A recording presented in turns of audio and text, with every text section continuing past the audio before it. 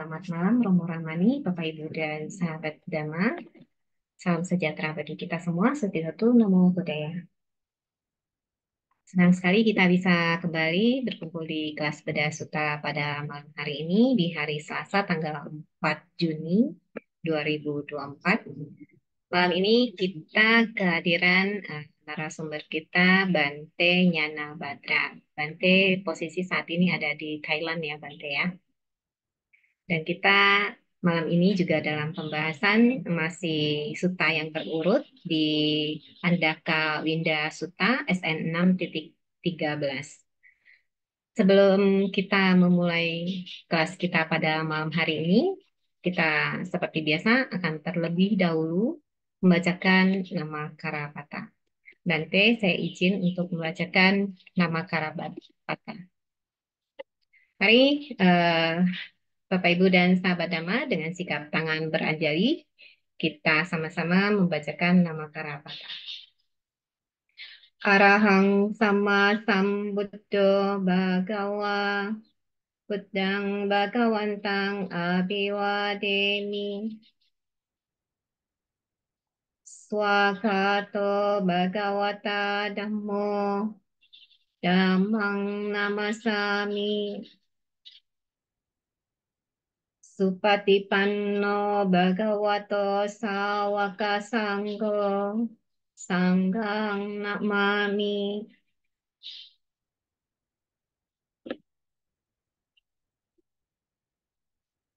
Baik, untuk selanjutnya kita akan sama-sama mendengarkan pembabaran dari Bante Nyana Badra dan diharapkan Bapak Ibu dalam kondisi speakernya di mute. Nanti jika ada sesi pertanyaan Q&A baru bisa diaktifkan.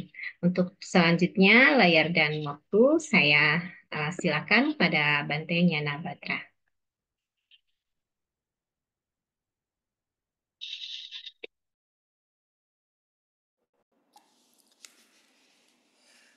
Terima kasih, Cilusi. Selamat datang semuanya pada kelas daring malam ini, Bedah Sutta. Dan senang sekali pada kesempatan ini saya mendapat kesempatan ya untuk menyampaikan sutta yang luar biasa ini.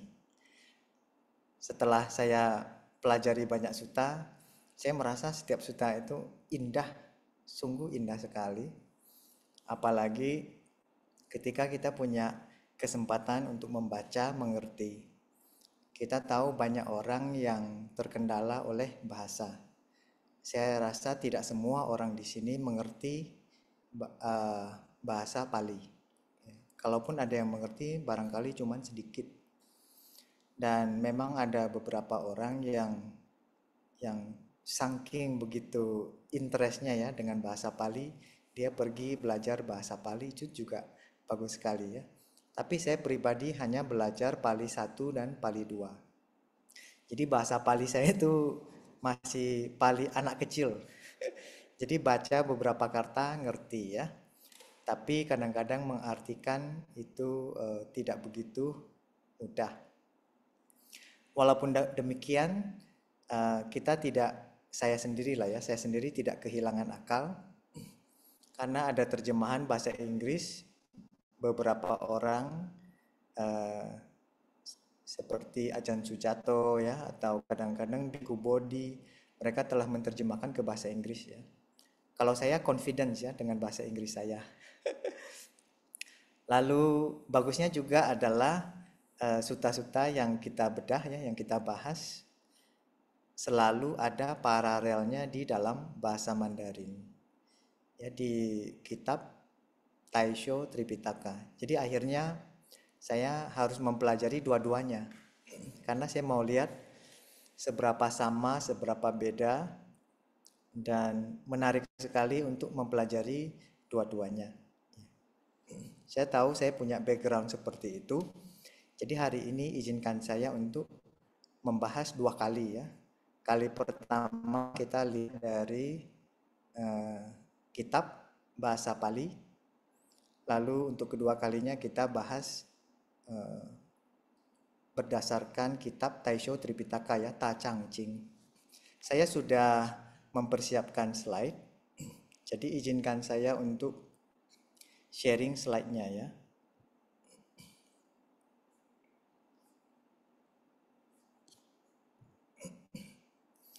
Baik, hari ini kita eh, berbicara tentang Sutta Anda Kavinda. Kalau bahasa Inggris sutanya ditaruh di belakang, ya. Tapi kalau kita ikuti kaidah bahasa Indonesia, sutanya harus ditaruh di depan ya. Sutta Anda Kavinda. Anda Kavinda itu adalah nama tempat ya. Jadi banyak sutta itu judulnya kadang-kadang diambil dari nama suku, nama daerah, ya, atau nama orang ya. Ketika Buddha berbicara atau memberi nasihat kepada siapa, kadang-kadang menyebutkan nama tempat, bisa nama orang, atau namanya kadang-kadang tidak berkaitan dengan isi sutta juga ada kemungkinan ya. Lalu ada juga beberapa sutta yang diberikan judul sesuai dengan isi dari sutta tersebut. Contoh seperti Satipatthana ya. Lalu contoh lain Anapanasati Sutta ya, itu judulnya mencerminkan isinya. Tapi ada juga yang judulnya atau nama sutanya tidak mencerminkan isinya.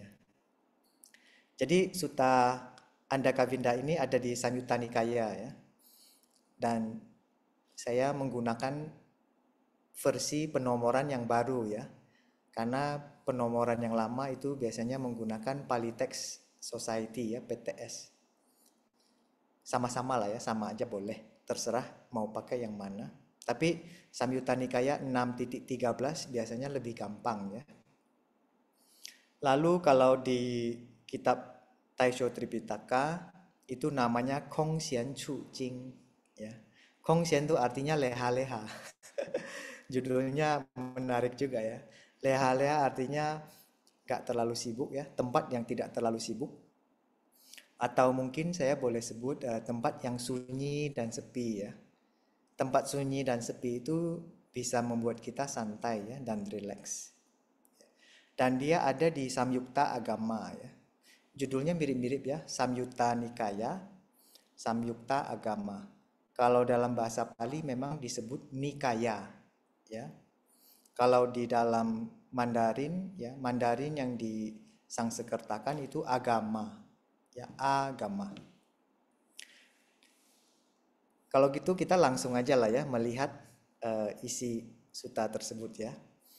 Bagian awal saya hanya memberikan bahasa Indonesia saja ya. Dan ini saya terjemahkan ulang ya. Di tempat saya tinggal itu ada seorang yang belajar Pali ya, Pali 8 dia ya. Kalau di Thailand Pali 9 itu tertinggi. Dia sudah Pali 8. Dan setahun lagi kalau dia lulus ujian dia Pali 9. Pali 9 itu udah yang paling mahir itu, paling expert. Nanti ijazah atau sertifikatnya itu langsung dikasih oleh raja ya, raja di Thailand ya. Jadi saya sangat beruntung, saya minta dia duduk bareng saya ngobrol ya. Saya print naskahnya, jadi saya tanya beliau ya. Walaupun dia ini adik ya, adik spiritual ya, adik maksudnya wasanya lebih muda gitu. Ya, tapi walaupun wasanya lebih muda, urusan Pali dia hebat ya. Jadi ketika sambil bicara ngobrol ya, saya tanya tentang kepada dia tentang Sutta Andakavinda ya. Bagus sekali.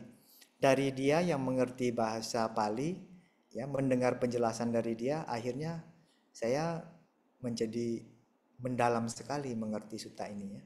Jadi ini saya hanya mengambil bahasa Indonesia saja ya yang saya terjemahkan sendiri. Sutta ini sedikit menarik karena di bagian awal tidak ada demikianlah yang saya dengar. Ya, biasanya Ananda mengulang bagian tersebut ya. Tapi di bagian ini, di sutta ini, Andakavinda ini entah kenapa tidak ada ya.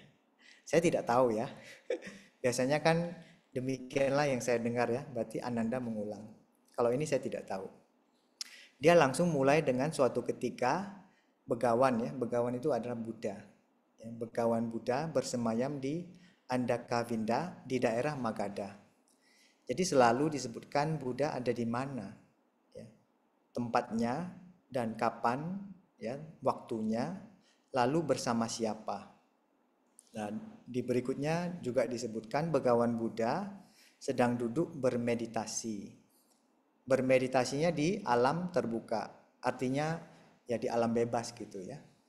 Dan pada malam pekat itu, malam pekat berarti tampaknya dugaan saya adalah mungkin kalau penanggalan lunar barangkali itu tanggal 1 atau 2 atau 3 ya. Karena dia malam pekat berarti bulan gelap ya. Kalau orang orang Tionghoa sebutnya Cheit ya atau orang Mahayana. Lalu ya kita baca di sebelahnya ya. Lalu pada larut malam itu Brahma Sahampati. Ya, ternyata Brahma Sahampati ini muncul berkali-kali ya dalam kehidupan Buddha ya. Sepanjang Buddha waktu Buddha barusan Siddhartha ya, barusan mencapai penerangan sempurna Buddha, Brahma Sahampati juga hadir ya. Barangkali Anda ingat ya ada kisah Brahma Sahampati datang memohon agar Buddha mengajarkan Dharma. Dan ternyata di sutta ini juga bercerita tentang Brahma Sahampati.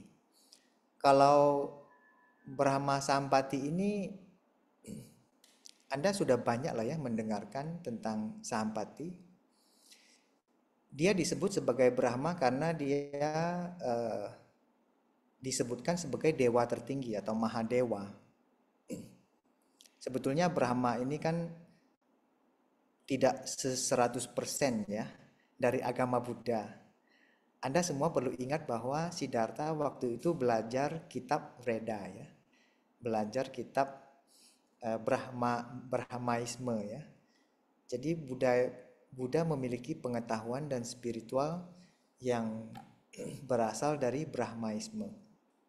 Jadi tidak heran kalau misalnya di dalam kitab suci agama Buddha banyak Anda bisa menemukan jejak-jejak dari ajaran Brahma atau ada kaitannya dengan dewa-dewa tertentu, kepercayaan-kepercayaan tertentu ya. Karena memang zaman itu adalah zaman Brahmaisme. Dan Anda barangkali juga pernah ingat ya, ada di dalam kitab suci agama Buddha disebutkan Brahma Vihara. Ya, itu juga sama Brahmanya ya. Vihara adalah tempat tinggal ya. Jadi Brahma Vihara adalah tempat tinggal. Jadi ketika kita mempraktikkan Brahma Vihara yang terdiri dari metta, karuna, mudita, dan upeka, kalau kita menyempurnakan 4 ini katanya kita bisa terlahir di alam Brahma. Alam Brahma itu disebut sebagai Brahma Loka. Ya, Brahma Loka. Semoga Anda tidak terlalu asing ya dengan istilah-istilah yang saya sebutkan ini. Lalu ada juga yang menyebutkan Brahma Sahampati ini adalah yang kadang-kadang orang Tionghoa atau Chinese salah kaprah disebut sebagai Simian Fo ya. Simian itu 4 wajah ya. Fo itu Buddha. Jadi ada beberapa kalangan menurut saya sangat salah dan keliru menyebutkan Brahma Sahampati adalah Buddha. Ya. Jadi dia sebut sebagai Simian Fo. Se itu 4, Mian itu wajah, Fo itu Buddha. Jadi dia sebut Buddha berwajah 4. Saya rasa itu kekeliruan umum ya. Makanya biasanya disebut sebagai Simian Sen ya. Simian Sen, Sen itu dewa atau Mahadewa ya. Jadi bukan disebut sebagai Simian Fo ya, tapi banyak orang lah ya kekeliruan. Semoga Anda jangan ikuti kekeliruan tersebut ya. Kalau misalnya ada orang yang keliru, justru Anda yang bantu perbaiki. Ya. Karena rata-rata begitu juga. Saya pernah ke PIK 2 itu ya. Dia sebutnya Semienfo. Salah saya bilang. Maaf gitu kan. Itu harus dikoreksi. Itu Semiensen saya bilang ya. Tapi sudahlah nggak apa-apa karena yang salah-salah itu orang lebih suka daripada yang benar ya. Lalu kita lanjutkan ya. Lalu pada larut malam, Brahma Sahampati yang elegan ya. Elegan itu dia terlihat wah gitu ya. Hadir menerangi seluruh Anda Kavinda. Disebut elegan berarti dia tindak tanduknya elegan. Kemudian Brahma Sampati ini memang Mahadewa yang bercahaya. Jadi kemanapun dia pergi dia membawa cahaya. Sayangnya zaman sekarang kita hampir nggak pernah bisa bertemu ya. Atau mungkin dia muncul kita tidak bisa melihat ya. Bisa jadi ya. Lalu Brahma Sampati tiba di hadapan Begawan Buddha. Ya, membungkuk hormat ya. Bayangkan ya. Brahma Sampati ini adalah Mahadewa tertinggi. Ketika datang bertemu dengan Buddha dia harus membungkuk hormat ya, menghormat kepada Buddha ya. Lalu berdiri di satu sisi ya. Jadi ketika hormat kan di depan ya. Lalu Brahma berdiri di satu sisi, lalu melantunkan syair berikut ini. Ya, berikut syairnya ada di slide selanjutnya ya, belum saya tampilkan. Nah itu kira-kira awal dari sutta tersebut ya, bagian awal. Bagian awal ini versi Pali dan versi Mandarin cukup mirip. Jadi saya gabungkan saja satu bagian ini ya, saya rasa mirip. Lalu saya kasih catatan ya, Anda lihat di bawahnya ada catatannya. Kondisi sutta ini ada sedikit kemiripan dengan situasi Sutra Hati. Ya, kalau Anda pernah baca Sutra Hati, ya, Sutra Hati itu adalah percakapan atau dialog antara Bodhisattva Avalokitesvara dan Bante Sariputra. Ya. Dan Buddha tidak membabarkan apapun di Sutra Hati. Karena itu dialog antara Bodhisattva Avalokitesvara atau Kuan Yin dengan Bante Sariputra. Nah, Sutta Andakavinda ini juga demikian. Justru Brahma Sahampati ini yang melantunkan syair. Ya, jadi Buddha tidak bicara apapun. Kayaknya Buddha hanya duduk mendengarkan saja. Ya. Jadi apakah ini juga bisa termasuk sutta? Nah, ini menjadi pertanyaan saya kepada semua ya. Karena kenapa kita sebutnya sutta? Karena kita anggap itu dibabarkan langsung oleh Buddha. Tapi ini sutta tersebut merekam cerita Brahma Sampati datang lalu melantunkan syair. Walaupun demikian ya, walaupun Buddha tidak membabarkan sesuatu dalam kitab atau sutta ini, tapi isinya indah sekali. Indah untuk kita perhatikan ya. Jadi Anda perlu tahu loh ya, tidak semua sutta Buddha berbicara. Jadi khusus sutta ini Buddha tidak berbicara sama sekali ya. Buddha hanya mempraktikkan hening ya, mendengarkan. Lalu yang menarik juga ya, versi Pali tidak ada penutupnya. Ya, jadi ketika syairnya selesai, suttanya selesai. Nah, ketika saya lihat di versi Taisho Tripitaka, versi kitab Mandarin, ada penutupnya. Ya, jadi ada sedikit perbedaan ya antara ini. Tapi kitab Pali dan kitab Mandarin sama-sama tidak ada pembukaannya. Ya, pembukaan yang saya sebut sebagai demikianlah yang saya dengar ya. Nah, baris itu tidak ada di dalam sutta ini. Baik, semoga Anda mengerti ya latar belakang penggalan awal, pendahuluan dari sutta tersebut. Mari kita lihat ya. Sekarang kita mau lihat sutta Andakavinda tapi versi bahasa Pali ya. Jadi ini ada syair yang dilantunkan oleh Brahma Sampati ya. Ingat baik-baik, ini Brahma Sampati yang melantunkan syairnya ya. Mungkin Brahma Sampati ini ada suatu pencerahan kali ya, atau suatu realisasi sehingga dia turun. Setelah turun memberi hormat kepada Buddha, dia langsung melantunkan syair puisi tersebut ya. Mari kita lihat ya. Jadi saya ada kasih anotasi, ada kasih catatan ya. Di situ disebutkan Saveta Pantani Sena Sanani ya. Seveta itu sebetulnya berasosiasi ya, istilahnya seveta ya. baris pertama ya. Seweta adalah berasosiasi. Cuman ketika diterjemahkan ke dalam kalimat dia menjadi beda ya. Pantani itu adalah sunyi dan sepi ya. Saya ada kasih catatan, pantani sunyi sepi. Kemudian sena sanani adalah tempat tidur. Jadi tempat tidur akhirnya diterjemahkan menjadi tempat tinggal. Ya, tempat tinggal itu utamanya untuk tidur katanya. Kalau kita kan rumah namanya ya. Jadi kalimat pertama diterjemahkan menjadi berdiamlah di tempat sunyi ya. Atau berdiamlah di tempat sunyi dan sepi ya. Boleh seperti itu.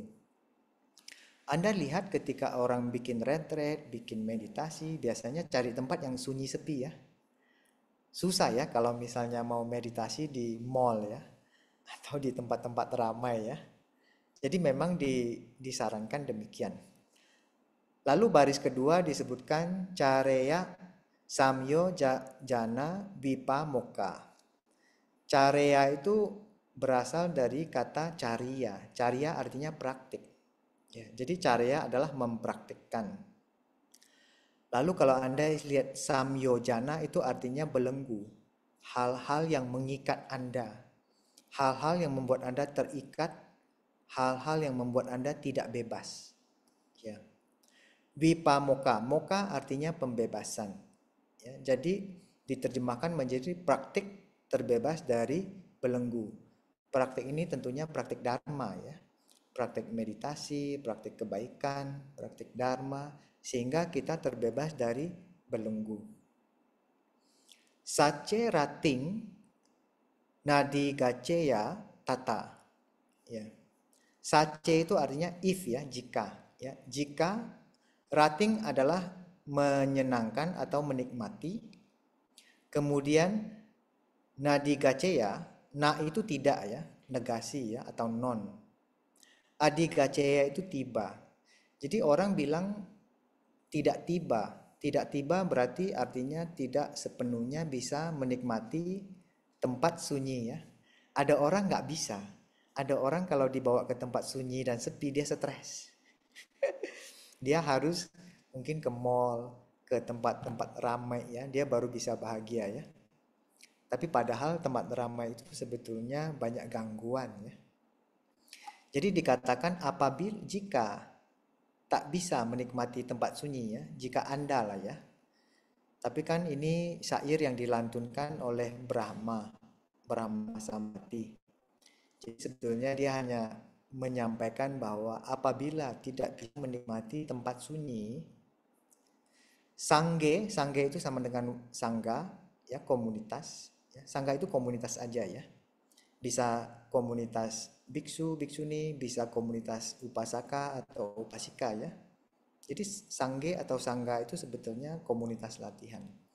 Vase itu dari wasa ya. Wasa itu berarti bersemayam, tinggal bersama. Raki tato ya. Rakita artinya melindungi, ato itu sama dengan ata ya. Berarti melindungi diri. Satima adalah penuh kesadaran atau terjaga. Ya, saya terjemahkan menjadi bersama komunitas terlindungi dan terjaga. Jadi Brahma Sampati melantunkan syair ini bilang berdiamlah di tempat sunyi dan sepi.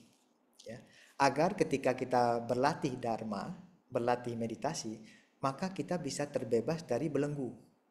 Ya, berarti berlatih di tempat ramai ya, belenggunya susah ya dibebaskan ya, malah nambah banyak belenggu katanya. Jika tidak bisa menikmati tempat sunyi dan sepi, ya, jika tidak bisa maka kita harus bersama komunitas, ya, agar kita bisa terlindungi, diri kita terlindungi dan terjaga atau penuh kesadarannya. Sati itu sama dengan mindfulness ya. Syair ini menunjukkan betapa pentingnya ada komunitas spiritual. Walaupun kita hari ini berkumpul itu juga sebagai komunitas spiritual ya, walaupun secara online ya. Dan Anda juga bertemu secara rutin ya, dan ada Bante, ada Pandita, ada Romo yang memberikan presentasi ya. Jadi sekarang kita punya namanya komunitas online, juga ada komunitas offline. Sama ya. Sekarang malah ada orang yang bilang, oh kita punya komunitas hybrid ya. Hybrid itu setengah online sama setengah offline ya. Daring sama luring ya. Jadi penting ya punya komunitas. Dan saya sangat menghargai ya, sangat mengapresiasi ya. Ada komunitas seperti ini ya, membedah suta satu persatu. Jadi kita sangat mengapresiasi dan sangat tertolong dan mendapatkan manfaat.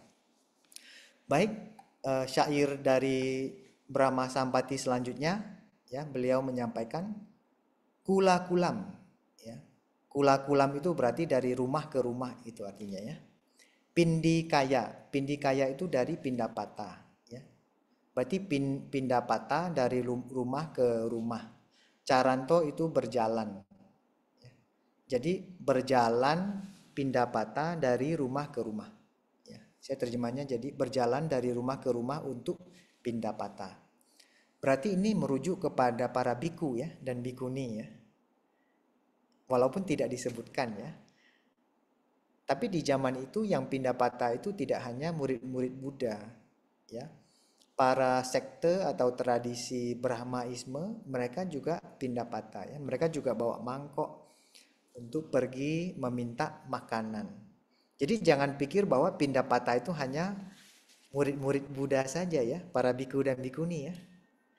Jadi ternyata dari sekte-sekte lain, dari samana, dari petapa, tradisi lain mereka juga meminta makanan. Jadi sini bisa saja menyebut muridnya Buddha, bisa para samana, para petapa dari tradisi apapun ya. Baris kedua Anda bisa lihat ya, indriya guto ya. Guto itu menjaga, indriya adalah panca indera kita ya. Indriya guto artinya menjaga panca indera. Ya, panca indera kita ada mata, telinga, hidung ya, mulut, badan jasmani ya. Nipako satima ya. Nipako artinya seperti nipako artinya terbangun ya atau terjaga ya. Lalu satima adalah penuh kesadaran.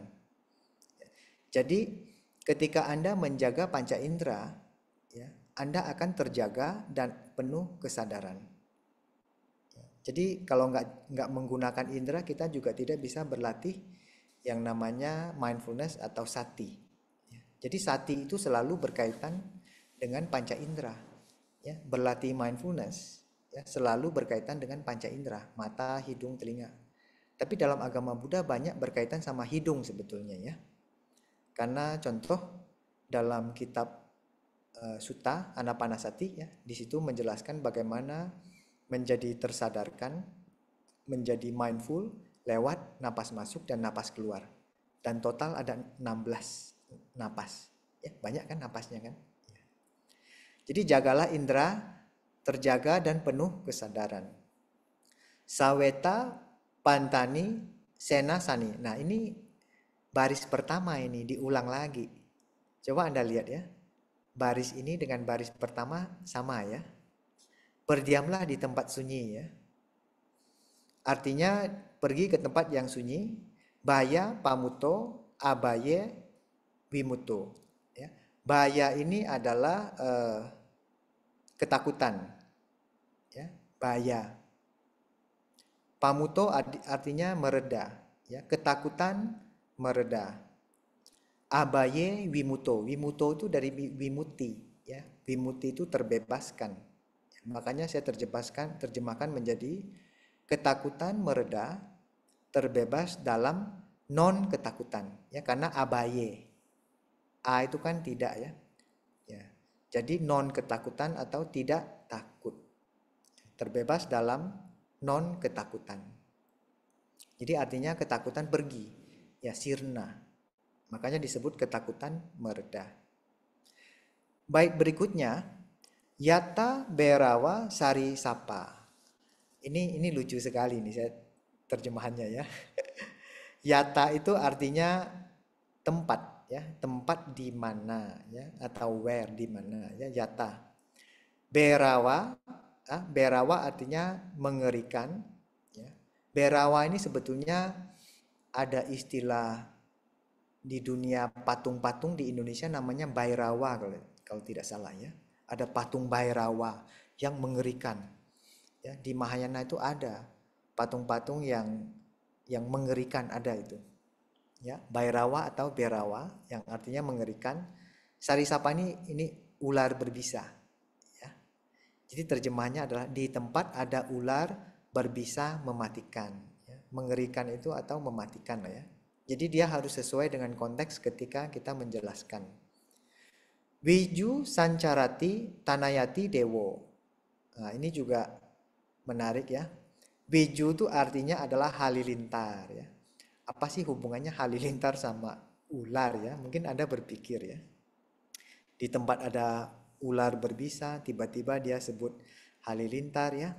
Sancarati adalah petir, tanayati artinya gemuruh ya. Jadi Anda bayangkan ada petir, ada halilintar, ada guru gitu kan, terlalu sangat bising gitu ya, menimbulkan banyak suara. Devo ya, devo ini sebetulnya ada beberapa arti ya, bisa jadi deva ya.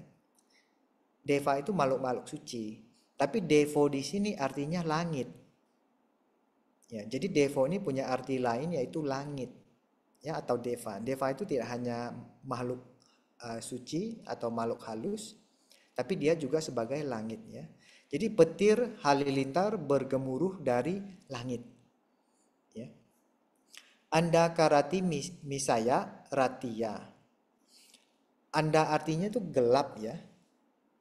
Rati misaya itu artinya gulita. Jadi gelap gulita ya, di tengah ratia itu malam. Jadi diterjemahkan menjadi di tengah malam gelap gulita. Baris berikutnya nisidi. Nisidi itu duduk. Ya, nisidi yaitu duduk artinya. Tata adalah di situ ya. Duduk di situ seorang biku ya. Wigatalo mahamso ya. Seorang biksu duduk bermeditasi tak gentar ya. Saya terjemahnya tak gentar. Tapi wigatala mahamso ini artinya adalah bulu kuduk tidak berdiri ya. Kalau orang gemetaran, orang gentar, orang takut, biasanya bulu kuduknya berdiri. Ya. Jadi terjemahannya boleh menjadi seorang biksu duduk bermeditasi, bulu kuduk tidak berdiri. Jadi aneh sedikit ya. Jadi saya ganti menjadi seorang biksu duduk bermeditasi tak gentar. Artinya adalah walaupun seorang biksu duduk bermeditasi di tengah malam gelap gulita, ada petir halilintar bergemuruh dari langit. Di tempat dia meditasi ada ular berbisa mematikan, dia tak gentar. Dia tidak takut ya. Anda pernah bayangkan biku-biku zaman dahulu ya, harus duduk di bawah pohon siang dan malam ya, meditasi di luar.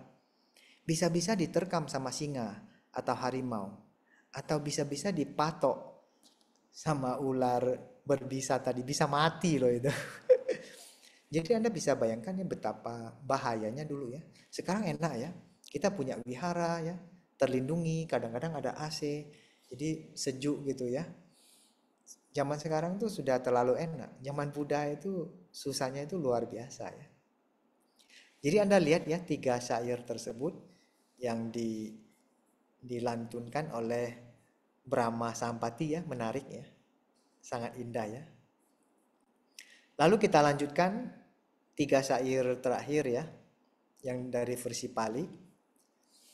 Idanhi jatuh me ditam ya. Sebagaimana yang telah saya ketahui ya.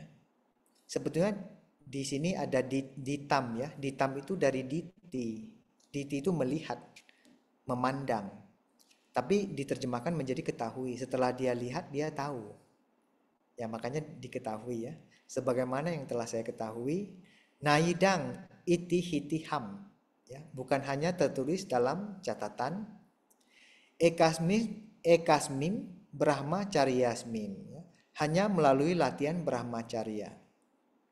Brahmacarya ini saya tulis sebagaimana adanya lah ya. Karena brahmacarya ini ada beberapa arti. Anda jangan sampai terkecoh ya. Brahmacharya arti pertama adalah berlatih selibat. Berlatih selibat itu seperti orang berlatih atasila yang sehari, ya itu juga brahmacharya.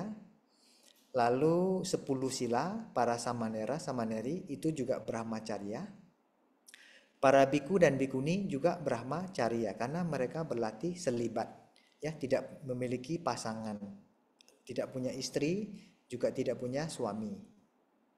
Walaupun yang atasila itu seolah-olah sehari tidak punya istri atau suami karena tidak boleh berhubungan sama sekali. Ya. Tapi kan atasila kan durasinya cuma 24 jam ya, atau bahkan kadang-kadang kurang ya. 6 pagi sampai 6 sore ya cuma 12 jam ya.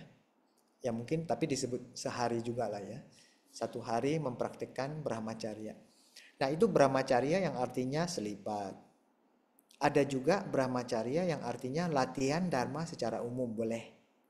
Ya, ada ingat nggak ketika murid Buddha sudah 60 orang, lalu Buddha mewartakan meminta 60 muridnya tersebut untuk pergi ke segala penjuru untuk mewartakan latihan brahmacharya juga. Nah, brahmacharya yang di situ artinya adalah praktik yang ajaran yang diajarkan oleh Buddha atau Dharma secara umum. Jadi brahmacharya ini bisa beberapa arti ya. Anda harus lihat konteksnya. Sahasam macu hainam ya. Sahasam artinya 1000 ya. Tapi dia merujuk pada orang ya, 1000 orang. Telah mengatasi kematian ya. Kalau dalam agama Buddha ketika dia bilang mengatasi kematian berarti dia mencapai tingkat kesucian. Berarti dia tidak lahir kembali lagi atau bisa disebut sebagai mencapai tingkat arahat. Kalau arahat kan dia tidak dilahirkan kembali lagi ya. Artinya ya dia terbebas dari kelahiran dan kematian sebetulnya ya. Artinya ya dia keluar dari samsara. Kemudian bagian berikutnya bio panca satta seka. Bio itu melebihi ya. Bio melebihi panca satta. Panca itu 5, satta 100, 500, seka. Seka itu praktisi ya. Seka, sekia, latihan ya. Seka. Seka itu adalah latihan.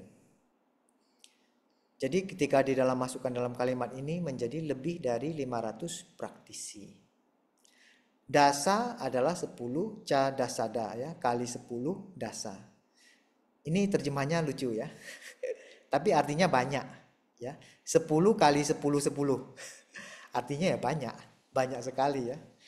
Jadi Brahma Sahampati ini dalam berpuisi juga indah sekali ya. Boleh juga ya. Sabbe sota sama pana ya. Sota sama pana sama dengan sota pana, sama aja.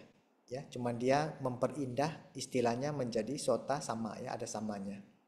Jadi sabe semua, sotapanya ya. Semua sotapanya. Atira, atira, cana, gamino. Terbebas dari kelahiran ke alam binatang. Nah istilah ini menarik. A itu tidak ya, berarti tidak terlahir.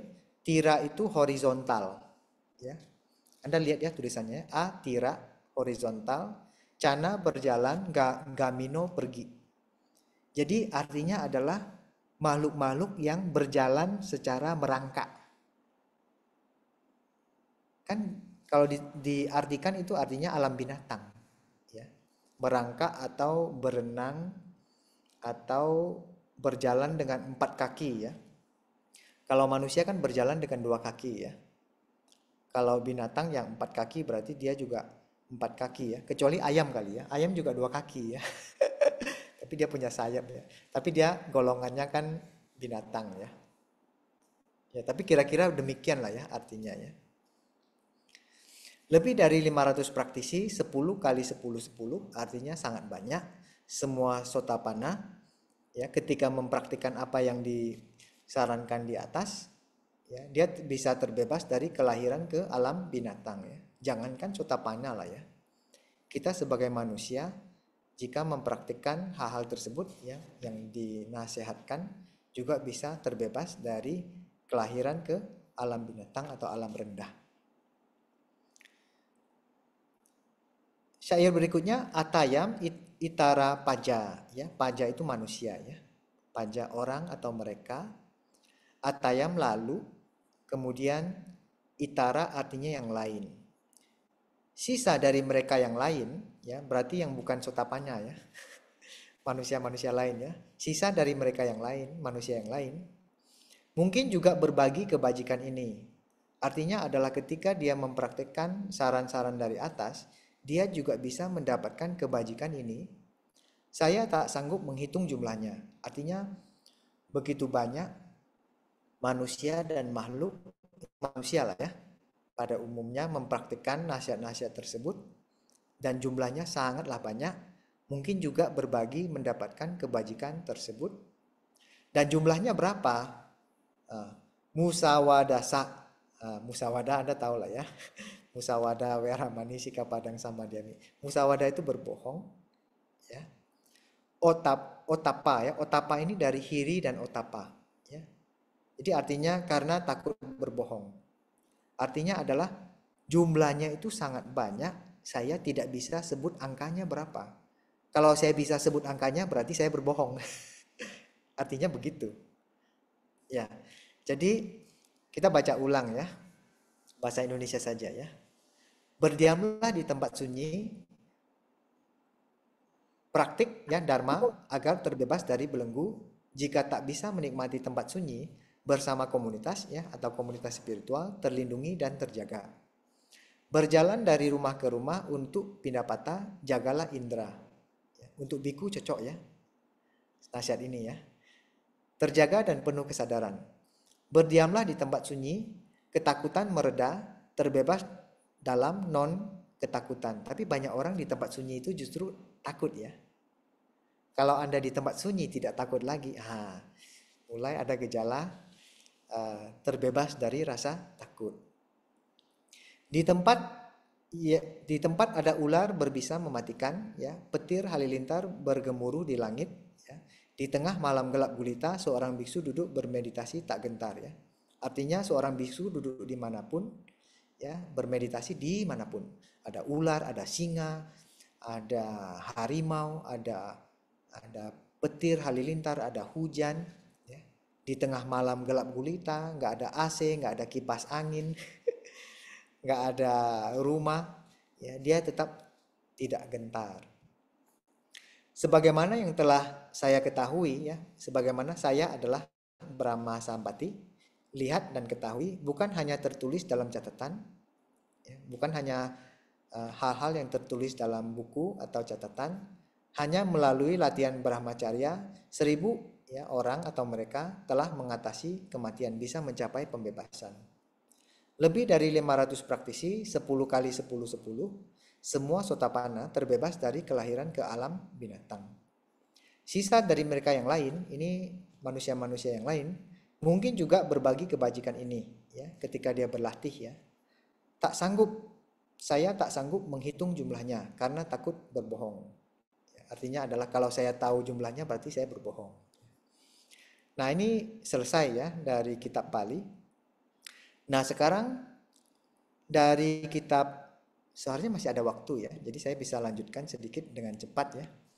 Masih Kong Bante. Hien Su Jing, ya, Samyukta Agama ya, ini versi Mandarin.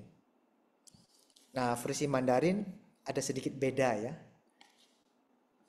Untuk kita ketahui aja lah ya, karena ini kan dua sutra dan sutra yang sama dengan bahasa yang berbeda, dan yang mencatat juga mungkin sudah ada sedikit perbedaan ya. Nah, kalau yang Mandarin adalah Chu Jing You Fu Chu. Ya, Chu Jing itu tempat, Jing itu hening, tempat hening. Ya, tempat hening memiliki kondisi kondusif. Mirip-mirip ya sama yang Pali ya. Lalu Ying Tuan Yu Jiefu, bisa memutus banyak simpul pengikat. Nah, simpul pengikat ini adalah samyojana tadi ya, atau belenggu ya. Belenggu kan sebetulnya hal-hal yang mengikat ya. Jadi bisa memutus banyak simpul pengikat. Jadi katanya tempat hening, tempat suci, tempat sunyi ya, bisa membantu kita lebih mudah memutus simpul pengikat. Ruo puneng ai le, ya, jika belum bisa merasa nyaman di tempat itu adalah tempat yang hening ya, tempat yang sunyi tadi. Penting untuk tinggal dalam komunitas latihan. Sama ya, mirip-mirip. Cuman memang bahasanya yang agak berbeda ya. Jadi Anda sekarang bisa ketahui ya bahwa kitab Mandarin ya dan kitab Pali sebetulnya dia sangat berdekatan ya, terutama bagian Nikaya ya, yang di dalam Nikaya, dan kalau dalam kitab Mandarin namanya agama ya, Ahan namanya. Selalu mengarahkan pikiran pada kesadaran penuh ya. Heng ing ceng ceng i nian ya, selalu mengarahkan pikiran pada kesadaran penuh. Tiao ken, ken ini akar ya. Tiao ini menyetel ya, menyetel akar. Saya terjemahkan menjadi menyelaraskan indera. Jadi indera kita tuh harus diatur-atur. Kalau indera kita, panca indera kita tidak diatur, dia menjelalatan kemana-mana ya. Ketika pergi pindah patah ya. Jadi para biku selalu diberi nasihat oleh Buddha, wahai para biku, jika Anda pergi pindah patah, jagalah indera Anda dengan baik. Ya, ketika terima makanan katanya nggak boleh lihat orangnya, harus tunduk.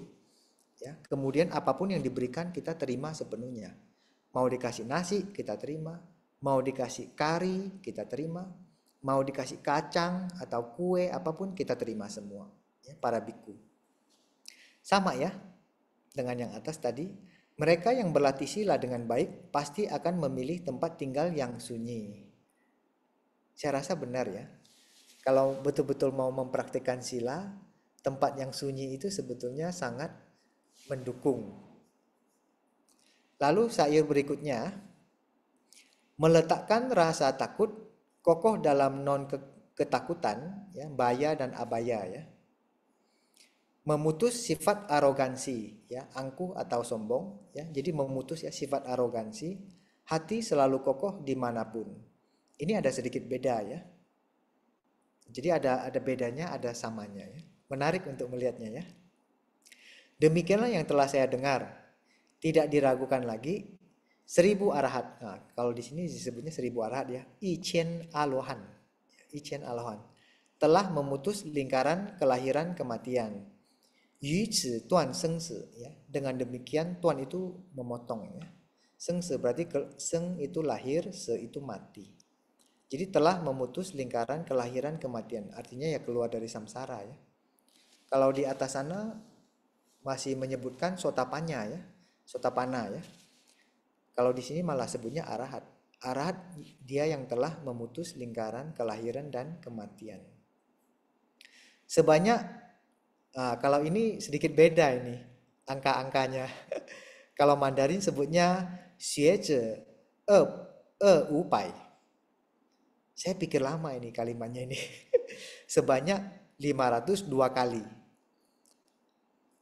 Itu 2, upa itu 500. 502 kali. Jadinya berapa? 1000 kan?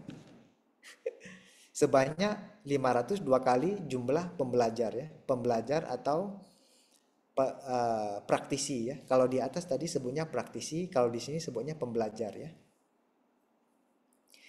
Qian ipai sutuo ya, lebih dari 1100 kali jumlah sota pana. Berarti banyak sekali ya.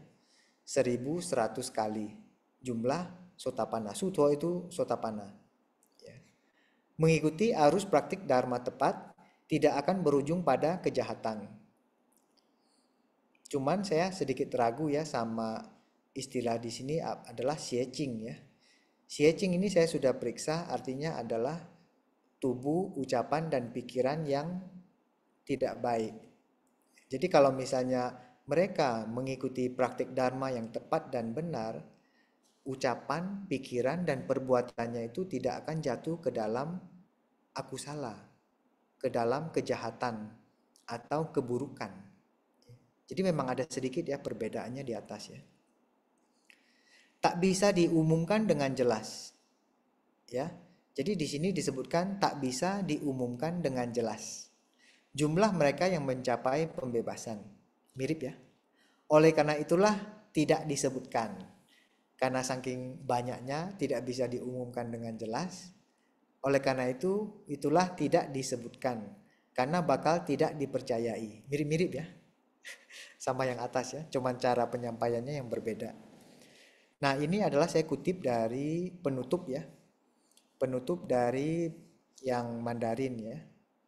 Kalau yang di Pali nggak ada penutupnya. Syair selesai, sutanya juga selesai ya. 范祖天说是寂顶礼佛祖还与天宫. Ya, artinya adalah saat itu Brahma telah selesai menyampaikan syair itu ya, syair yang barusan, memberi hormat di kaki Buddha, kemudian kembali ke Brahma Loka. Jadi selesai syair tersebut ya. Jadi Anda lihat ya, syair ini atau uh, suta ini di kitab Pali maupun Mandarin dia sangat serupa, walaupun ada beberapa perbedaan sana sini, tapi secara garis besar setelah saya baca beberapa kali cukup mirip ya. Mungkin 70% sampai 80% mereka mirip. Ya. Berarti itu bagus ya. Ketika digabungkan kita jadi tahu, oh demikian ya prosesnya ya. Lalu hal yang menjadi catatan saya juga sangat menarik karena Buddha tidak berbicara satu patah kata pun. Ya. Kalau Buddha tidak berbicara satu kata pun, apakah benar ini masih bisa digolongkan menjadi suta sebetulnya? Ya, ini jadi pertanyaan buat semua ya. Tapi akhirnya kan kitab ini tetap dicatat terus dimasukkan ke dalam kategori suta. Ya. Sebenarnya suta itu artinya adalah ucapan langsung dari Buddha. Ya. Biasanya sih pada umumnya ya, setelah ada dialog atau Mahadewa atau siapapun mengucapkan syair ya, apakah Bante Mahakasyapa atau Bante Ananda atau Bante Sariputra mengucapkan syair, kadang-kadang di bagian akhir Buddha itu akan bilang sadu Bante, sadu, benar demikian yang Anda sampaikan ya. Beberapa bikuni, beberapa biku ketika mereka menyampaikan sesuatu, Buddha biasanya memberikan afirmasi, memberikan persetujuan bahwa benar-benar biku ya yang Anda sampaikan, yang Anda sampaikan itu sesuai dengan dharma ya, atau benar bikuni yang telah Anda sampaikan sesuai dengan ajaran yang akan saya ajarkan. Atau bahkan ada beberapa sutta ketika Sariputra yang membabarkan ajaran, di bagian akhir Buddha bilang, benar Sariputra, benar. Jika saya yang akan membabarkan ajaran dengan topik ini, saya akan membabarkan mirip ya seperti yang dibabarkan oleh Sariputra. Berarti Buddha memberikan persetujuan sebetulnya. Cuman yang ini tidak ada ya. Ini menarik ya buat kita ketahui semua. Baik, saya rasa cukup demikian ya dua versi suta ya. Anda Kavinda dan versi Mandarin Kong Xian Chu Jing ya, telah saya sampaikan dengan lengkap. Jika Anda ada pertanyaan atau diskusi ya, sharing juga boleh lah ya. Tidak selalu harus ada pertanyaan ya. Tapi kalau ada pertanyaan untuk kita diskusikan bersama, ya silakan ya. Saya akan dengan kapasitas kemampuan yang saya punya untuk sharing ya. Kalau misalnya saya tidak tahu, mungkin boleh dibantu nanti ya. Siapa tahu di sini ada ahli ya, ahli suta atau ahli pali ya yang ikut bisa mendukung pembelajaran kita hari ini. Terima kasih. Satu-satu. Terima kasih Bante atas pembabarannya. Sekarang saatnya kita akan masuk ke sesi tanya jawab atau sharing ya, kayak begitu. Mungkin di sini Bapak Ibu dan sahabat Dhamma ada yang ingin bertanya atau berbagi, silakan. Boleh raise hand, langsung di unmute. Apa ada? Kalau dalam suta ini sangat menarik sekali ya. Jadi agak bingung gitu ya Bante ya. Jadi ini bagaimana? Sedangkan kalau tadi yang Bante sampaikan bahwa suta itu disampaikan langsung, oleh. Sedangkan di sini tidak ada sama sekali. Ini jadi bagaimana agak jadi rancu nggak gitu Bante? Kalau dijadikan rancu ya jadi rancu sebetulnya ya. Tapi ketika kita lihat isinya, itu masih ada kaitan dengan Buddha. Karena Brahma Sampati itu datang ya memberi hormat langsung menguncarkan ya melantunkan syair tersebut. Dan herannya entah lupa dicatat atau memang Buddha diam saja ya. Diam artinya setuju kali ya dengan Brahma Sampati ya. Karena di Vinaya itu kita punya namanya Sangga Karma ya. Sangga Karma itu biasanya dia menanyakan kalau kita diam artinya setuju. Ya, barangkali mungkin juga Buddha menyetujuinya dengan cara diam ya, bisa jadi seperti itu ya. Kalau dibilang rancu bisa rancu, kalau bilang tidak juga nggak apa-apa, karena setelah dipelajari, baca berulang-ulang, isinya bagus sekali. Dan menurut pendapat saya pribadi bahwa isinya itu sangat selaras dengan nasihat-nasihat dari Buddha ya. Saya tidak melihat ada pertentangan ya. Nggak tahu ya apakah setelah Anda baca tadi, apakah ada bagian-bagian tertentu yang bertentangan dengan yang Buddha ajarkan. Boleh sharing ya, silakan kalau ada. Ya, kalau dari sutanya tadi eh, tidak ada ya justru ya Bante ya. Justru malahan itu eh, memberikan keyakinan ya buat kita ya bahwa kita harus berjaga-jaga ya dengan indera kita ya dalam berlatih seperti itu ya Bante.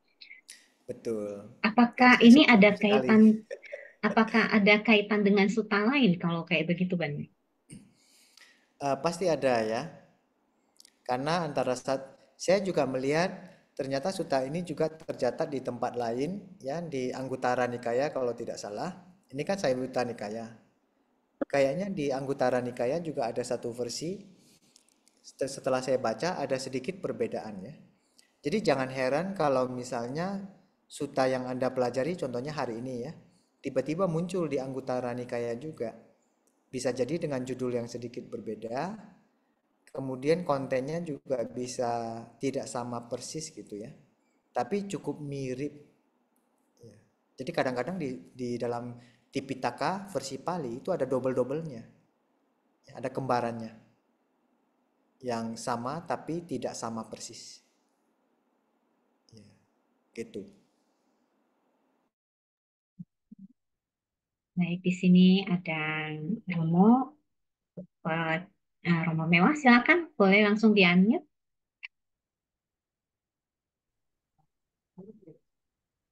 Ya, selamat malam, Bante. Dari Kota Tangerang, Bante. Terima kasih dulu sih. Iya, saya juga heran juga nih terhadap seorang Brahma. Apakah karena mereka memang lahirnya lebih dulu ya, Bante ya? Karena mereka bisa saja lahir di kehidupan Buddha-Buddha terdahulu. Jadi mungkin udah tahu ilmunya gitu, Bante, tentang hal ini. Juga yang saya herankan juga, banyak di beberapa sutta dan Cita Jataka Brahma itu selalu menerjemahkan gitu. Misalnya seseorang yang telah meninggal di alam mana mereka tahu gitu. Oh sudah lahir Raja, istri Anda sudah lahir di alam Cita gitu.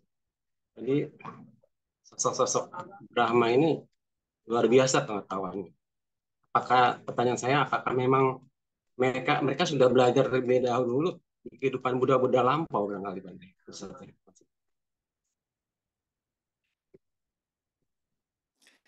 Maksudnya Brahma Sampati atau siapa ya? Ya Brahma Sampati. Oh, kalau Brahma Sampati itu kebaikannya itu sudah luar biasa besar ya. Jadi bahkan bisa bisa jadi beberapa Buddha sebelumnya. Lalu usianya itu panjang sekali ya. Bahkan kadang-kadang susah dihitung katanya ya. saya harus mengulang kalimat tadi ya katanya ya. Saking banyaknya atau saking panjangnya susah dihitung. Kalau saya sebut angkanya berarti saya berbohong. Jadi disebutkan usianya Mahadewa Brahma Sampati itu panjang sekali. Kadang-kadang ada beberapa catatan bilang bumi ini sudah berjuta-juta tahun, sudah hancur, sudah terbentuk lagi beberapa kali. Mereka itu masih belum habis apa kebajikannya sebagai Mahadewa atau Brahma. Ya, jadi memang banyak sumber menyebutkan usia mereka panjang sekali, kebajikan yang mereka lakukan juga sangat-sangat besar. Dan mereka ya bolehlah disebut sangat beruntung ya. Apalagi Brahma Sampati tadi, ya, ketika Buddha masih hidup ya di 2600 tahun lalu, ya dia bisa bertemu langsung dengan Buddha ya. Bahkan rasanya juga sering menerima Dharma langsung dari Buddha. Ya kalau kita nih sekarang kan menerima Dharma secara tidak langsung ya, melalui baca, mendengarkan ya, melalui diskusi. Ya. Tapi tetap kita juga termasuk orang yang sangat beruntung karena interest ya dengan Dharma, mempelajari, mendengarkan ya dan mempraktikkan. Kira-kira demikian Romo Mewah ya. Ya, jadi artinya Brahma Sampati dengan sama Sambuddha pada saat itu, jadi sama Sambuddha setelah mendengar syair daripada Brahma Sampati ini menyetujui bahwa itu memang benar-benar bagus bagus seperti ya, Bante. Ya, Buddha diam saja, tidak bilang Oh, apapun. ya karena kan kita lihat ajaran sama Sambuddha kan dari zaman Buddha di Pankara sampai sekarang itu kayaknya sih nggak tetap Ya, satu jalur gitu kan. benar. Ini suta yang menarik ya. Ya, makasih Bante. Ya, Udah makasih ya. Romo. Baik, satu, satu, satu. Selanjutnya, apa ada lagi yang ingin bertanya atau berbagi? Silakan. Bante, izin tanya Bante. Ya.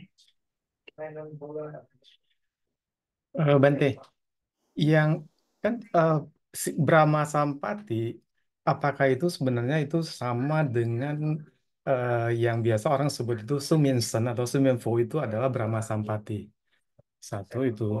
Kedua, di Sutra Hati itu kan sebenarnya pembicaraan antara Bodhisattva Avalokitesvara kan dengan Bante Sariputta. Nah, sebenarnya sih eh, kalau Avalokitesvara ini sebenarnya siapa itu? Apakah satu zaman dengan Bante Sariputta? Tuh, makasih Bante. Baik, jadi ada beberapa sumber menyebutkan bahwa eh, Semiensen ya, bukan Semienfo ya. Semiensen itu adalah Brahma Sampati ya. Dan tentunya ada beberapa pendapat berbeda-beda ya. Cukup kita ketahui bahwa ada yang mengkaitkan bahwa Brahma Sampati itu adalah Semiensen. Dan menurut saya juga memang itu benar ya. Yang biasanya di Thailand kan ada ya. Kalau Anda pernah ke Thailand pasti Anda pernah melihat dari rupang-rupang ya yang di bahkan di Bangkok sendiri saya lihat ada beberapa ada rupang yang sangat besar, ramai yang ke sana malah ya. Cuman sayangnya Brahma Sampati ini atau Semiensen ini kadang-kadang menjadi hal yang mistis ya bagi umat Buddha ya.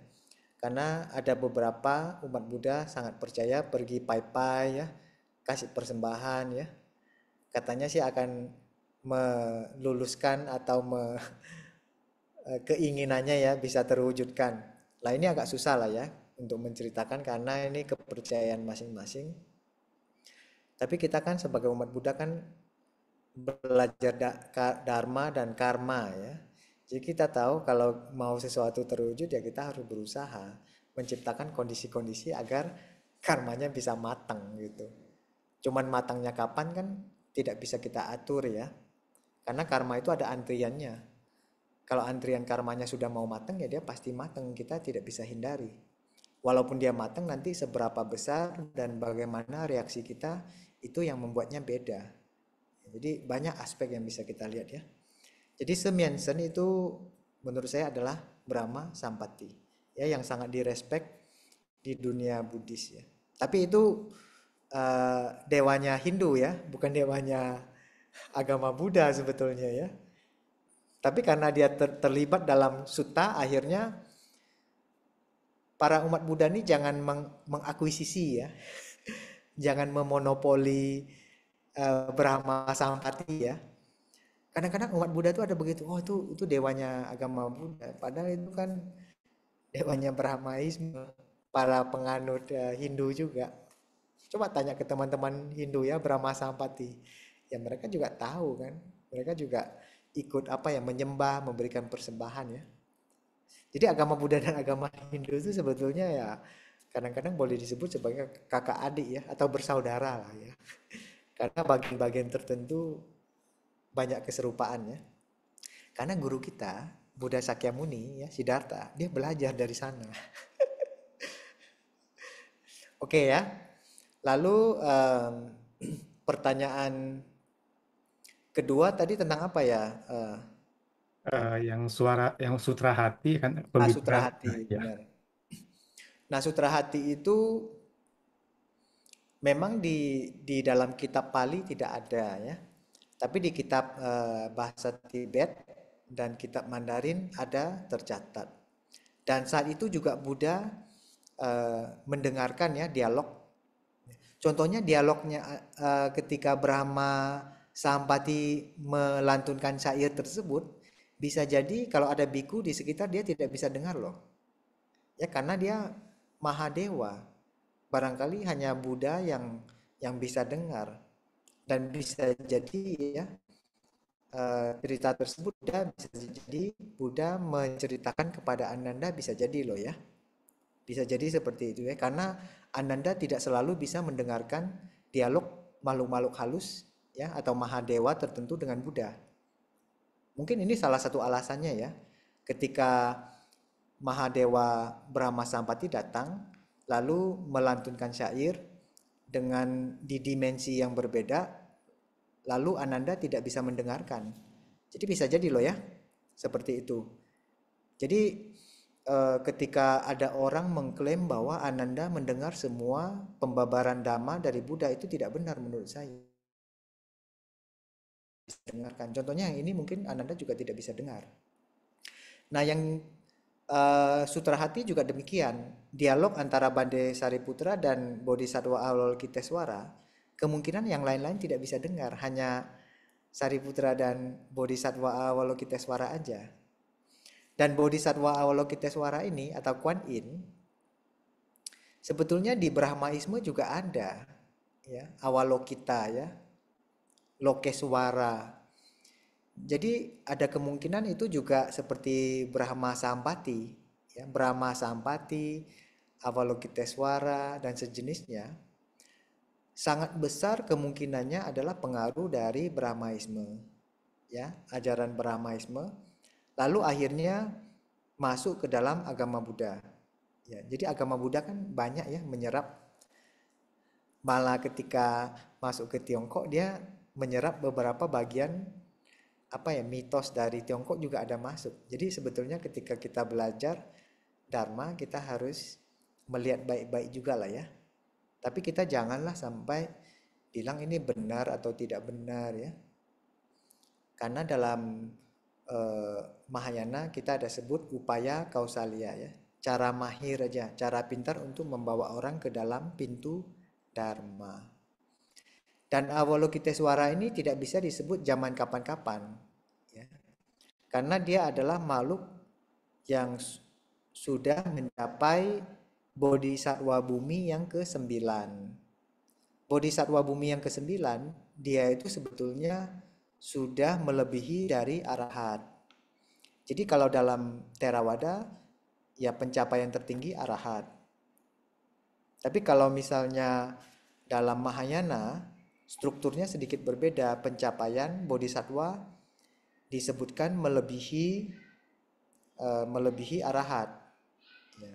Jadi walaupun sama-sama parinibbana, tapi dia lebih tinggi.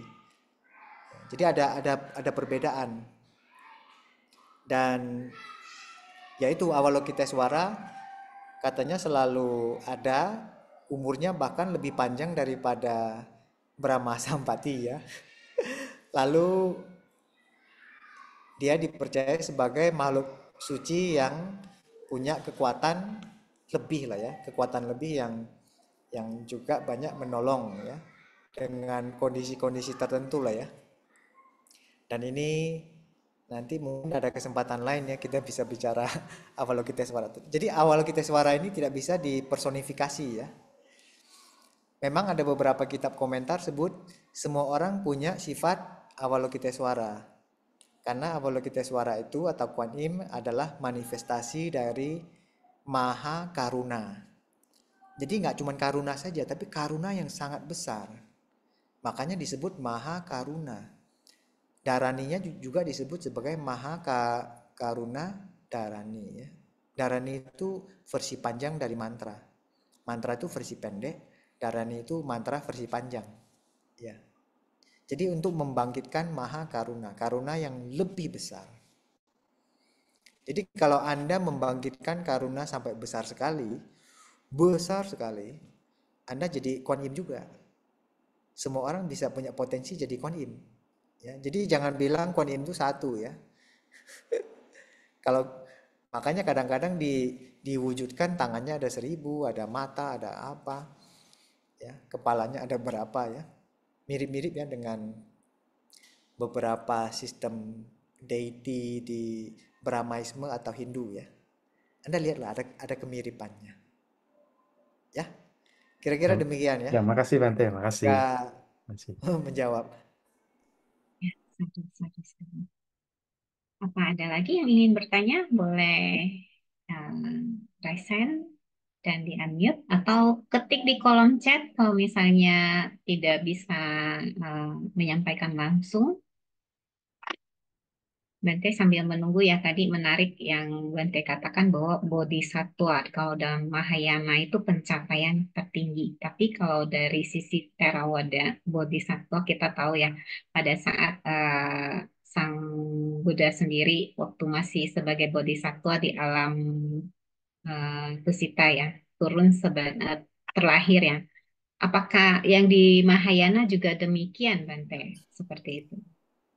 Ya, sama. Cuman ada beberapa komentar menyebutkan eh, karena sistemnya Mahayana itu pencapaian bodhisattva dan arahat itu ada di level bodhisattva ke-6.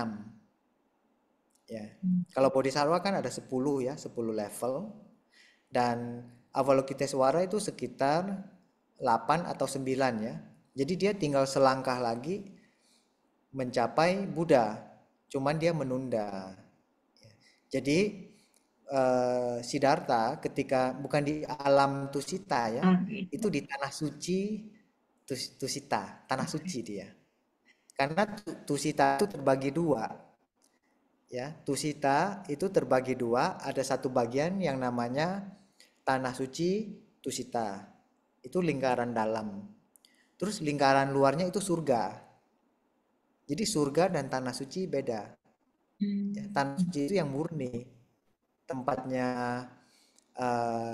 calon Buddha di sana ya. Kalau sekarang Mahayana maupun Theravada sebut ada Bodhisattva Maitreya. Jadi Bodhisattva Maitreya juga dipercaya sudah di sekitar level Bodhisattva level ke-9.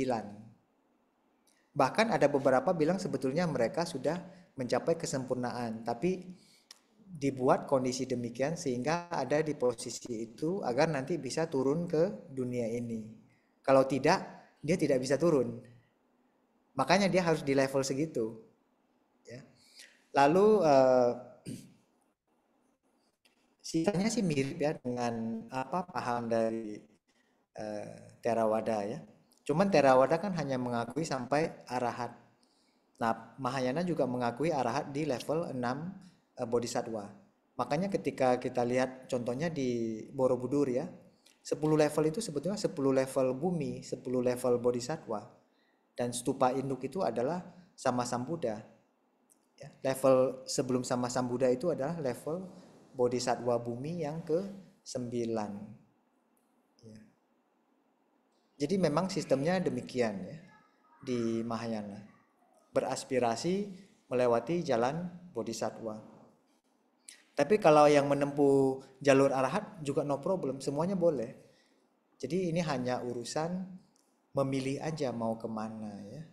Mau ke bodhisattva atau pencapaian arahat, sama-sama sudah luar biasa hebatnya. Begitu ya, semoga menjawab ya. Ya, baik. Oke. Bante, ini agak sedikit penasaran ya Bante ya. Dari sisi Mahayana dengan Theravada, maksudnya tidak untuk membedakan, tapi bagaimana itu bisa terjadi dari kan kalau boleh dibilang itu sama-sama satu rumpun dari ajaran Sang Buddha. Namun katanya terpecah seperti itu ya Bante. Dan terjadi adanya perbedaan seperti tadi ya, tingkatan misalkan yang Bante katakan bahwa ada tingkatan bodhisattva, sedangkan kenapa di Theravada nggak ada? Apakah memang ajaran itu dari turun dari yang diajarkan dari Sang Buddha sendiri atau bagaimana seperti itu Bante? Jadi ini memang ada beberapa perdebatan ya, beberapa opini berbeda. Kalau bagi saya sendiri, saya belajar di Theravada, Mahayana, dan Vajrayana. Dan saya merasa catatan yang ditemukan dalam kitab suci menyebutkan demikian. Dan dari kacamata kita sebagai, saya sendirilah ya, dari kacamata saya, Theravada adalah bagian selatan yang mencatat bagian-bagian yang mereka dapatkan. Lalu Mahayana sebagian besar di daerah utara. Mereka juga mencatat apa yang mereka dapatkan. Jadi ada suta-suta yang common ya. Common itu artinya sama-sama punya. Ada suta dan sutra yang hanya ada di Pali, tidak ada di Sangsekerta contohnya ya. Jadi memang ada terjadi perbedaan. Kalau dari Mahayana, kita percaya bahwa semua sutra di Mahayana adalah berasal dari Buddha dan hasil catatan-catatan yang mereka dapatkan, yang tidak dicatat oleh aliran selatan, ya, para Theravada. Jadi memang ada sebagian yang kita anggap tidak tercatat di sana. Kenapa tidak tercatat? Ya kita tidak tahu persis ya, karena catatannya ada di Mahayana. Lalu dari Sutta barusan kita juga tahu bahwa ada ceramah-ceramah tertentu atau situasi-situasi tertentu Ananda tidak tahu tentang catatan tambahan lainnya, sutta-sutta tambahan seperti ini ya. Makanya mungkin ini salah satu penyebab di bagian awal bukan Bante Ananda yang mengulang ya. Ini saya kurang tahu ya. Barangkali kita harus cari tahu sejarah ya naskah ini ya. Walaupun di kitab Pali tapi demikian terjadinya ya. Lalu ketika kita bicara sekarang masalah umat Buddha itu adalah mengklaim ya. Maaf ya, ada banyak sekali teman-teman dari Theravada bilang ini murni 100% dari Bante Ananda ya. Itu klaim yang menurut saya tidak bisa dipertanggungjawabkan ya. Jadi mari kita jangan mengklaim siapa murni atau siapa paling lengkap. Tapi kita belajar dari kitab Pali yang ada, yang sudah luar biasa, berupaya besar untuk diwariskan sampai sekarang. Dan kita juga belajar dari kitab, kalau misalnya Anda mengerti Mandarin ya atau mengerti bahasa Tibet, Anda boleh belajar dari kitab-kitab sana ya. Kita bandingkan, kita bahkan boleh menggabungkan, nggak masalah. Karena kita yakin sama-sama dari Buddha. Tapi, ada tapinya, ada sebagian kitab-kitab Mahayana, sutra-sutranya diragukan. Jadi ketika kita belajar sutra-sutra dari Mahayana, kita juga perlu hati-hati. Ya. Kita harus lihat isinya, kita harus kontemplasikan, ya. Bila perlu kita coba bandingkan sama kitab Pali ya. Jadi kita lebih tahu. Kayak hari ini sengaja saya paralelkan kitab dari versi Pali dan versi Taisho ya, versi Mandarin. Jadi akhirnya kita seolah-olah bisa menarik kesimpulan sekitar 70 atau 80% serupa ya kontennya.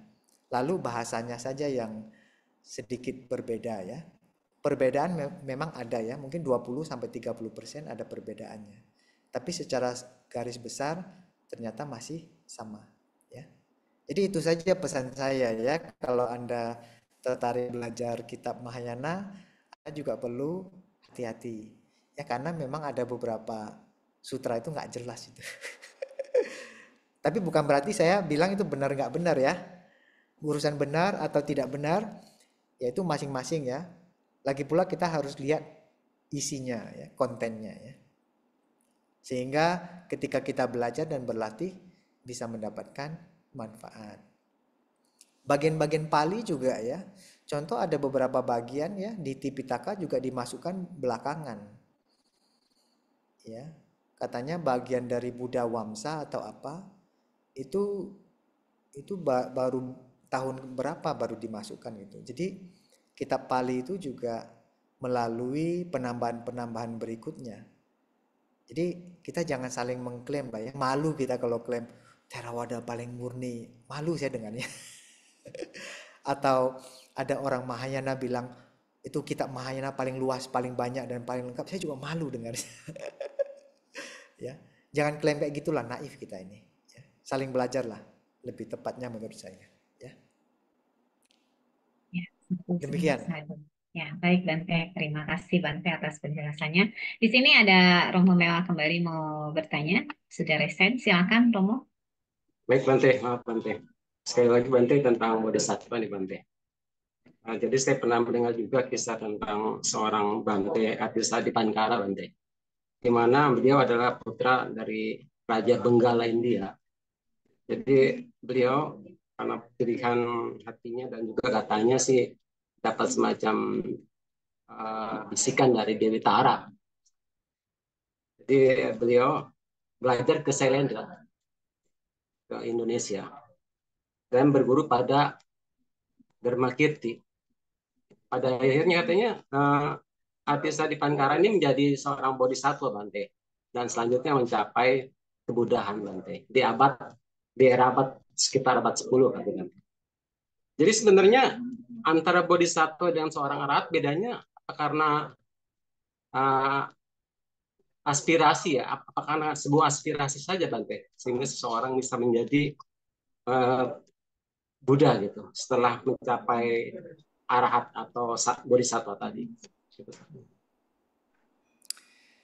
Baik, terima kasih Romo. Jadi yang diceritakan Romo tadi adalah kisahnya Atisa ya, Atisa di Pengkara, dia orang Bengali ya, bagian timur laut kalau nggak salah ya, timur laut dari India. Dan dia memang seorang pangeran, sangat tertarik sama agama Buddha. Dan di dalam kisahnya memang dia bertemu dengan Bodhisattva ya Tara di Bodh Gaya, kemudian mendapatkan arahan bahwa pelajaran ya, pelajaran bodhicitta itu ada di Sumatera. Saat itu di Sumatera berkembang sangat pesat agama Buddha. Ya. Jadi ada seorang guru namanya Dharma Kirti ya, Selingpa namanya, Selingpa. Jadi guru besar ini yang katanya mengajarkan kepada Atisa ya, beberapa ajaran yang telah hilang dari India. Ya, Atisa ke Indonesia katanya tinggalnya berapa tahun, kemudian membawa ajaran bodhicitta kembali ke India. Ya. Atisa itu dari wihara Wikramasila. Ya. Jadi di zaman India itu ada dua wihara besar, satu namanya Nalanda, satu lagi Wikramasila. Jadi Atisa ini ada di Wikramasila. Lalu orang Tibet ya tahu bahwa Atisa ini manusia hebat ya, guru yang hebat sekali. Lalu diundang ke Tibet ya. Jadi dia membabarkan ajaran. Makanya beberapa catatan di kitab komentar Tibet itu selalu menyebutkan Indonesia. Jadi ketika saya beberapa tahun di India sana, ketika saya bilang di Indonesia, mereka tak kaget, wah orang Indonesia katanya.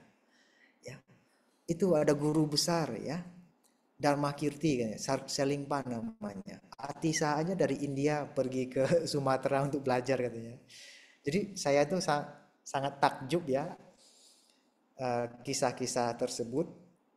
Dan ya kita juga perlu berbangga lah ya, karena di Sriwijaya zaman dahulu ya, di daerah Sumatera sana agama Buddha berkembang pesat. Kemudian di Jawa juga agama Buddha berkembang pesat pada zaman itu. Lalu ketika berbicara perbedaan arahat dan bodhisattva itu ada beda dan ada sama. Walaupun ada beda ada sama, memang aspirasi menjadi landasan paling dasar perbedaannya. Ya, aspirasi dari arahat adalah nibbana ya. Dan itu sudah tinggi sekali dan terbebas dari samsara. Namun para bodhisattva yang beraspirasi bodhisattva, mereka mau melebihi dari itu. Ya, jadi dia memasang target lebih tinggi untuk mencapai sama Sang Buddha. Jadi dia berapa lama pun dia mau. Ya, jadi sebagian besar yang Mahayana ingin beraspirasi seperti itu ya dengan bodhicitta. Lalu pencapaian dasarnya antara jalurnya bodhisattva dan arahat, bagian bawahnya banyak yang serupa dan sama. Ya. Jadi kayaknya contohnya pencapaian konsentrasi ya, jhana, pencapaian kebijaksanaan ya, samadhi, itu banyak yang serupa di jalur yang serupa. Dan memang ya landasan dasarnya adalah perbedaan di aspirasi. Dan Mahayana juga banyak mengembangkan latihan-latihan ya, banyak sekali ya. Ya, jadi tinggal mau pilih yang mana. Katanya sih ada 84.000 ya pintu dharma ya, dharma dwara yang bisa kita pilih. Tapi sekarang rasanya tidak begitu terdapat perbedaan ya, karena kita berlatih meditasi aja banyak yang malas-malasan ya. Kemudian pencapaian kita juga belum tinggi-tinggi sekali ya. Sungguh malu kalau mau bicara tentang pencapaian arahat dan bodhisattva. Malu karena masih jauh. Walaupun kita pelajari lah ya teorinya. Ya, mencapai jhana, mencapai tingkat pikiran bersatu ya dengan napas atau kebersatuan dalam samadhi ya. Itu tingkat-tingkat tinggi. Ya, napas masuk napas keluar 5 menit aja sering buyar ya. Sudah mau bicara arahat, sotapanya dan bodhisattva agak jauh ya. Tapi kita pelajari dulu nggak apa-apa ya. Ya, sebagai informasi duluan. Saya rasa gitulah ya. Bincang-bincang sekitar arahat dan bodhisattva ini topiknya sangat dalam kemana-mana nanti. Ya. Maaf ya, saya cuma sampaikan secara ringkas saja. Semoga menjawab ya, Romo. Baik, selanjutnya ini ada beberapa lagi yang resen, Bante. Mungkin bisa dilanjut ya. Bu Novi, silakan. Selamat malam, Namo Buddhaya, Bante. Izin bertanya, Bante. Nah, tadi di dalam sutra hati itu yang pernah saya pelajari, terdapat kata-kata isi adalah kosong dan kosong adalah isi. Makna dari kalimat tersebut apa ya, Bante? Terima kasih, Bante. Namo Buddhaya. Baik, Novi, Cinovi akan saya jawab ya. Jadi kalau terjemahan secara harafiah memang disebut kosong adalah isi, isi adalah kosong. Sebetulnya itu terjemahan yang menurut saya kurang tepat ya. Karena yang dimaksud dengan isi adalah tubuh. Ya, isi adalah tubuh. Ya. Jadi terjemahan yang benar adalah tubuh ini sesungguhnya adalah kekosongan, kekosongan adalah tubuh ini. Ya. Tubuh ini kenapa? Karena tubuh ini disebut kekosongan ya, sunyata. Kenapa? Karena arti dari kekosongan atau sunyata adalah dia tidak bisa berdiri sendiri. Dia selalu bergantung kepada elemen yang lain. Itu artinya dari sunyata. Dan sunyata itu juga punya dua definisi. Sunyata dalam sama sunyata luar. Sunyata dalam artinya badan, tubuh manusia. Sunyata luar artinya fenomena. Gejala apapun selalu tergantung pada gejala lain. Karena dia saling berkaitan. Makanya sebutan lain dari sunyata adalah paticca samuppada. Anda pernah dengar nggak? Nggak pernah dengar ya. Saya berani bilang istilah lain dari sunyata itu adalah paticca samuppada. Paticca samuppada artinya saling bergantungan. Sama kan dengan arti sunyata kan? Jadi di situ disebutkan tubuh ini adalah kekosongan, artinya adalah tubuh ini tidak bisa berdiri sendiri. Tubuh ini dibentuk oleh berbagai elemen, oleh pancaskanda, ya, oleh 4 elemen atau 6 elemen ya. Pancaskanda tahu kan ada 5. Kemudian tubuh ini terdiri dari 4 elemen utama, ada air, ada panas, ada gas, ada padat ya. Dan badan ini dibentuk oleh macam-macam situasi dan kondisi ya. Makanya disebut kekosongan. Lalu bagaimana kita bisa tahu ada kekosongan? Karena dengan melihat badan ini. Jadi dia saling kait-mengkait. Ya. Kekosongan artinya tidak bisa berdiri sendiri, dia selalu butuh elemen lain. Ya. Sekali lagi kekosongan artinya atau sunyata, dia selalu membutuhkan elemen lain untuk terbentuk. Dia tidak bisa berdiri sendiri. Ya, dia selalu ada kaitannya sama elemen lain. Mengerti ya? Antara tubuh ini adalah kekosongan, kekosongan adalah tubuh ini. Karena melihat tubuh ini mengerti ada kekosongan. Dan tubuh itu sendiri adalah kekosongan. Maksud? Semoga ngerti ya maksud saya ya. Semoga memahami ya, Bu Novi ya. Baik, selanjutnya di sini ada ini Bapak Erdi, silakan. Selamat malam, Bante, Namo Buddhaya. Namo Terima Buddhaya kasih Pak. Buddha Sutta malam ini yang demikian jelas. Namun saya agak melenceng menanyakan karena kebetulan ada Bante di sini. Baik. Tadi Bante sudah menjelaskan tentang Buddha yang akan datang. Itu Bodhisattva Maitreya. Yang selama ini yang menjadi ganjalan saya, kenapa Bodhisattva Maitreya ini belum turun ke dunia, tapi banyak pengikutnya yang ajarannya begitu. Dan setahu saya kemungkinan kan ajaran Sang Buddha itu dari dulu tuh sama seperti itu. Apakah benar? Terima kasih Bante. Baik, terima kasih ya. Ini pertanyaan agak sensitif. Tapi walaupun sensitif ya saya mohon izin untuk mengklarifikasi ya. Aliran Maitreya yang ada saat ini menurut saya tidak ada kaitan dengan Bodhisattva Maitreya. Lalu historisnya sebetulnya adalah pakai klaim ya. Ada petinggi-petinggi tertentu, ratu tertentu mengklaim adalah titisan dari Maitreya. Lalu dengan cara demikian ada sebagian orang percaya lalu menyebutkan dengan aliran Maitreya. Jadi sebetulnya ya kalau mau jujur ya aliran Maitreya itu juga tidak lengkap. Karena agama Buddha lengkap dengan ada 3 unsur. Unsur pertama adalah Buddha ya. Contohnya Buddha kita sekarang adalah Buddha Sakyamuni. Unsur kedua adalah Dharma ya. Dharma adalah kitab suci yang ditinggalkan ya. Kalau kita kan jelas ya ada kitab Pali, ada kitab berbahasa Tibet ya. Ada kitab Mandarin ya, Taisho Tripitaka. Itu elemen kedua ya. Elemen ketiga dia harus ada pesamuhan biku bikuni ya, yang disebut sebagai sangga. Maka harus ada Buddha, Dharma dan sangga.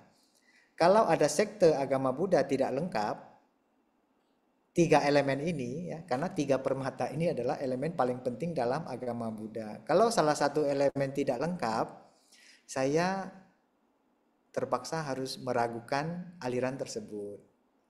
Tapi kadang-kadang aliran-aliran bisa berkembang di Indonesia juga sesuai dengan kondisi yang terjadi ya. Saya tidak boleh komentar karena ini masuk ranahnya politik dan departemen agama. Salah ngomong saya bisa bisa dipanggil nanti. Kalau itu mungkin harus tanya langsung ke departemen agama. Saya tidak berhak menjawab karena itu ranahnya Depak. Ya. Tapi kalau Anda tanya saya cuma bisa jawab elemen penting dalam agama Buddha adalah Buddha, Dharma, dan Sangha. Buddha kita tahu sendiri ya, bukan Maitreya, tapi Sakya Muni. Dharma adalah Tipitaka atau Tripitaka. Sangha adalah para biku bikuni ya, biku-bikuni yang alirannya jelas gitu, ditabiskan dari generasi ke generasi. Kalau Anda tanya saya, guru saya siapa? Oh, Bante Dharma Wimala ya. Tradisi mana? Tradisi itu ya. Gurunya dari guru saya siapa? Guru ini. Guru dari kakek guru saya siapa? Jadi bisa ditelusuri sampai ke atas. Jadi silsilahnya juga jelas. Bukan silsilah yang diklaim ya. Tapi memang ada catatannya ya. Ya kira-kira demikian ya. Kalau urusan Maitreya saya tidak bisa komentar terlalu banyak. Makasih Semoga Bante. menjawab ya. Ya, Rom. Makasih.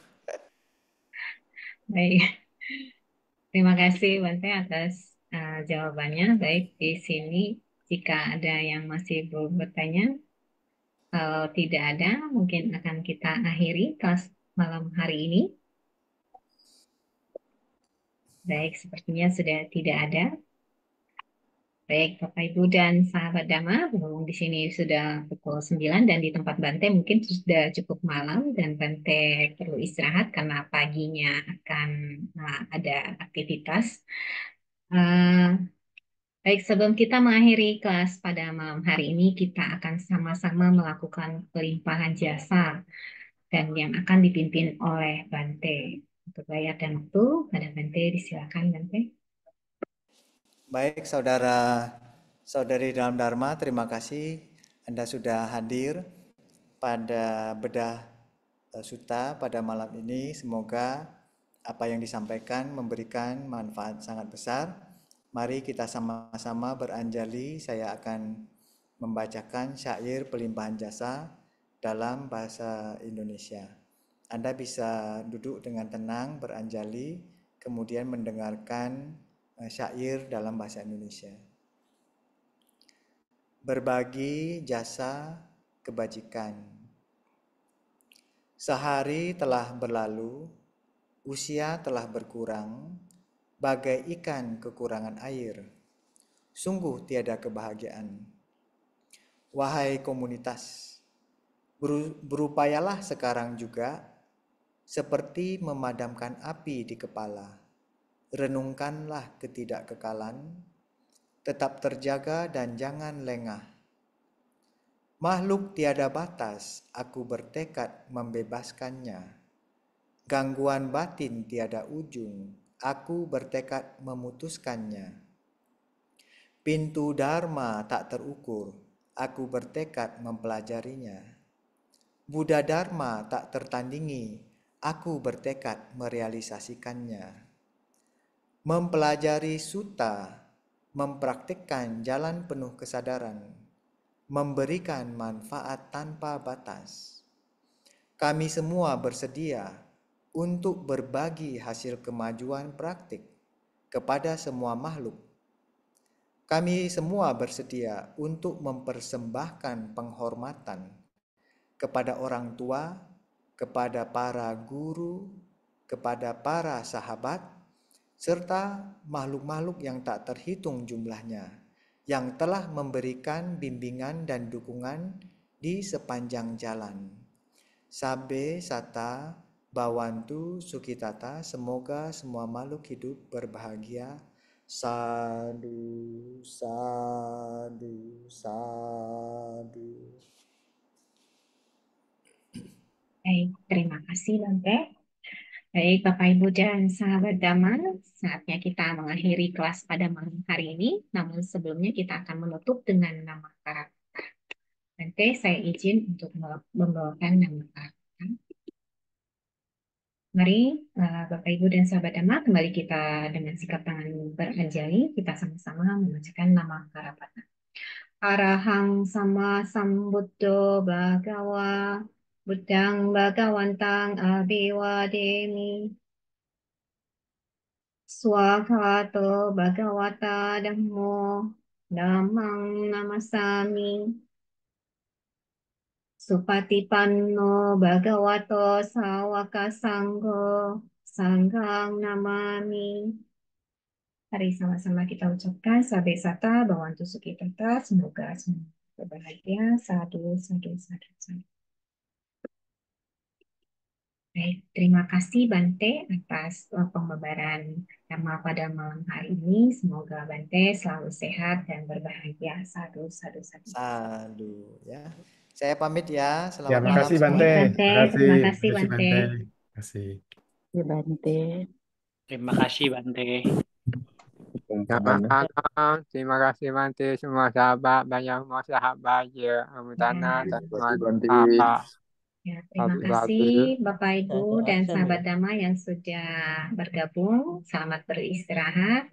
Namo Buddhaya. Bersama-sama. Terima kasih Cilusi. Oke, terima kasih.